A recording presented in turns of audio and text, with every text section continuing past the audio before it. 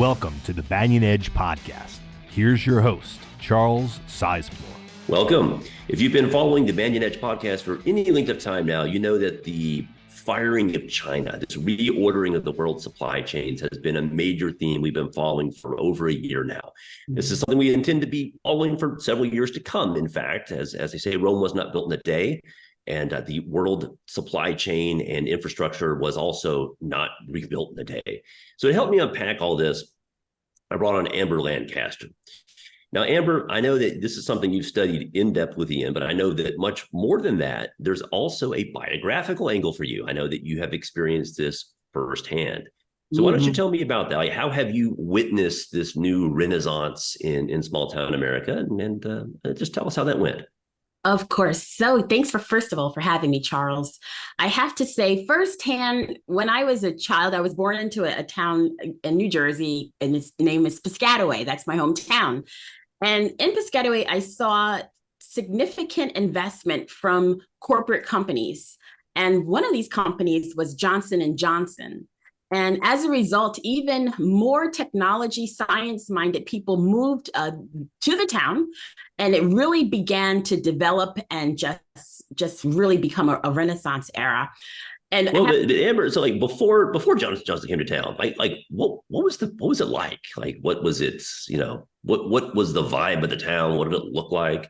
Yes, so I lived there. Yep, sure. Even before then, my grandmother actually was the first person from our family to, I can say, settle there. And she purchased her home there in the 1960s from a gentleman who was really into growing just flowers and vegetables. And he had a greenhouse on his property. So her home was actually a home with a beautiful vegetable garden. Actually, I have a picture I can share with you, Charles, if you like Sure. to see it. And it was just a wonderful place to live. It had like fireflies and beautiful time in the summertime. And at some point she had strawberries growing here that were most delicious strawberries. So that was from the 1960s. That does look like idyllic 1960s America, doesn't it? Yes, yes. And it was just, we also had dairy farms. I remember not cattle, but just like milking cows were there. One development that we lived in, a community was backed up to a dairy farm. And I had a birthday party one year. I think it was my 12th birthday party. It was deemed the party of the year.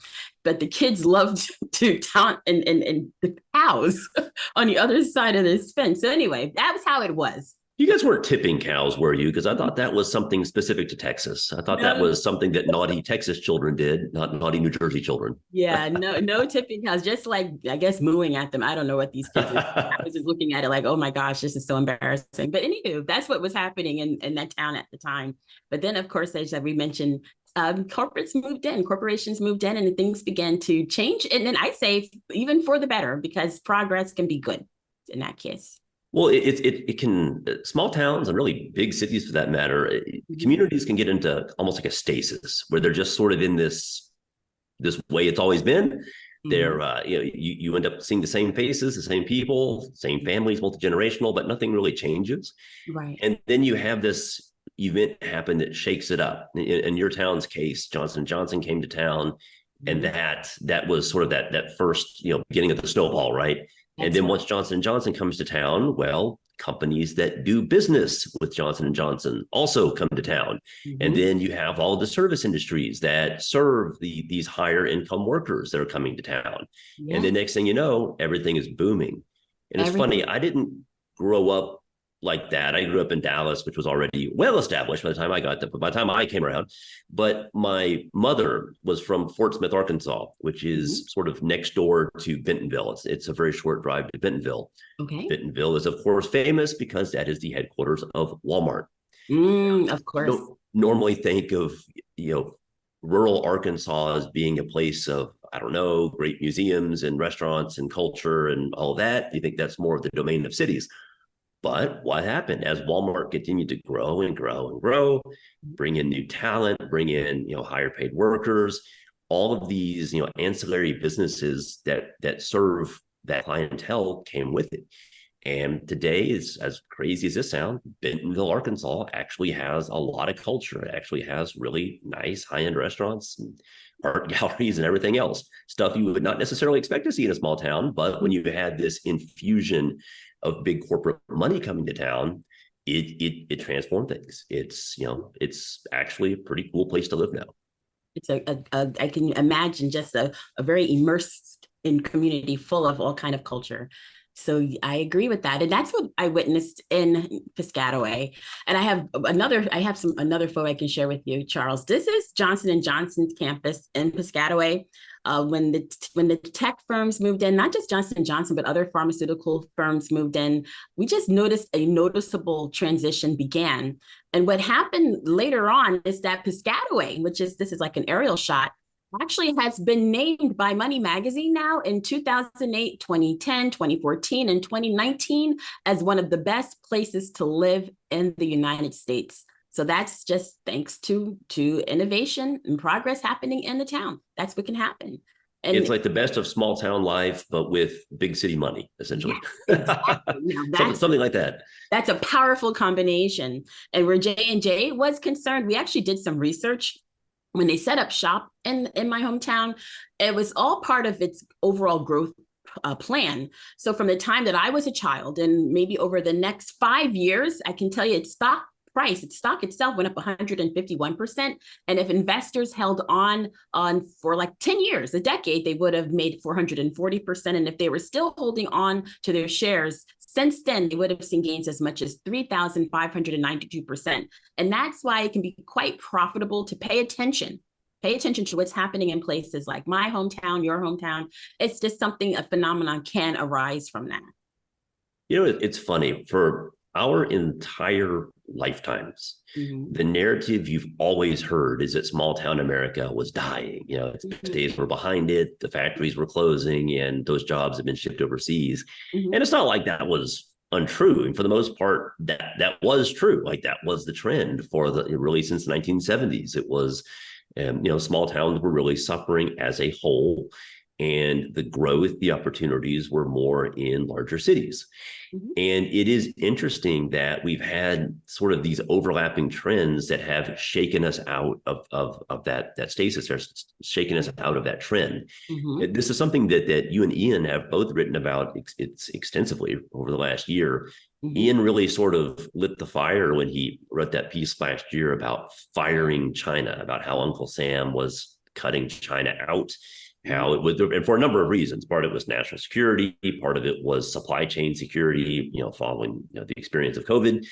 Part of it was just wanting to create jobs at home. But all of that created this spark where you had vast amounts of federal money for the first time, I believe, in my life. I believe the first time since I've been on this earth, you've seen real investment by the federal government in small towns. Yes. But that's it. And what was the numbers? About 1.5 trillion, right? About 1.4 trillion, $1.5 trillion is set to be invested. It's a huge number. It is a huge number. A trillion is still a big number, even though it seems like our government does throw that around a lot, but it's still a big number. But that's really only the tip of the iceberg here. You can tell I'm kind of hot and sweaty because I keep talking about snowballs and icebergs and things that are cold. I think this must be subliminal here. But anyway, the tip of the iceberg is that initial federal investment. Yes. But that's just the start, because that gets things rolling. That creates, tax incentives for companies to set up shop. It creates the structure for companies to set up shop. But then the corporate money follows, and that's when the real boom happens. Yes. So what we're seeing is we're still in the very, very, very, very, very early stages of this. The ink is barely dry on the legislation that created this. The money hasn't really even started flowing yet. It's just the promise that it will that's already getting that ball rolling with the corporations. And I know this is particularly true of certain industries, such as, and I know you have a lot to say about that. Oh, yes. I can tell you that Ian and the team, we have actually took a behind the scenes look. And in particular, it's a small town that we're watching in Middle America. And what we have learned is that the biggest investors right now in the world are very interested in what's happening there. And the last time something really of this magnitude happened, I'm going to share my screen again because I always have some charts to share. You do? Yeah. The last time something of this magnitude happened really was over 50 years ago. And it was in a small town that is now famously known as Silicon Valley. Now, technology companies that are now household names they actually generated gains over 200%, 500%, 2,000%, even 3,500%, all in the span of 60 months. And it happened in Silicon Valley, right here, where 117,000 new jobs were created and went on to become one of the richest areas in the U.S. with 74 billionaires and over 76,000 millionaires calling it home. Richest, I mean, it's still the world's hotbed for tech innovation. And 50 years ago, it was Nowheresville, California. Yeah, it's true. And I believe we had a subscriber actually write into us. We were asking our members of Ian Services, where are you from? And a person wrote in from Silicon Valley, and he's been there since the beginning, before it became the mecca that it is now for technology. And he's still there. When it was just a valley, it wasn't Silicon Valley. Yeah, exactly. Just a valley, not Silicon. I love that. And so what's happening is we're seeing a similar opportunity happening right now, as I mentioned, and it's a town in Ohio, and it's a big opportunity right in these residents' backyards. And right now, this town is really flying under the radar, but it might not be that way for long. So, Charles, I'm not going to give it all away, but Ian really did a good job in researching this from his perspective, and he uncovered some potential, really, hopefully profitable investment opportunities for anyone interested in getting in on the ground floor of an innovation investing in a small town feel. And if you want to learn more, you can visit smalltownsbigprofits.com to learn more about that. Smalltownsbigprofits.com. We'll also put that link below just to make it easy. But yeah, smalltownsbigprofits.com, great place to start. One thing I would really drive home here is that this is not something that's sort of one and done. This is not like, oh, hey, great, there's, built a new factory and it's over. No, that's just the beginning. As you saw in the case of your hometown, as I saw in the case of my grandparents' neck of the woods in Bentonville, Arkansas, it's just the beginning. You start with that initial spark, and then all of this, the rest of the supply chain follows, right? The rest of both their competitors and the companies they work with both end up coming to town too. It becomes a hub. And then beyond that, you have booms in pretty much everything else. You have new roads that have to be built. Yes. You have new schools that have to be built. You have massive amounts of entire new neighborhoods have to be built to accommodate the growth.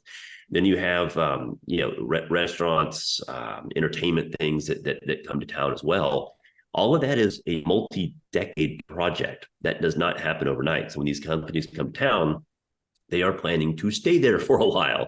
This is an open-ended deal. This is not something that they're looking to do for a few years and bail. They're making major investments, and this entire sort of ecosystem grows around it. So this is something that we're identifying it now because we're still in the very early stages of it.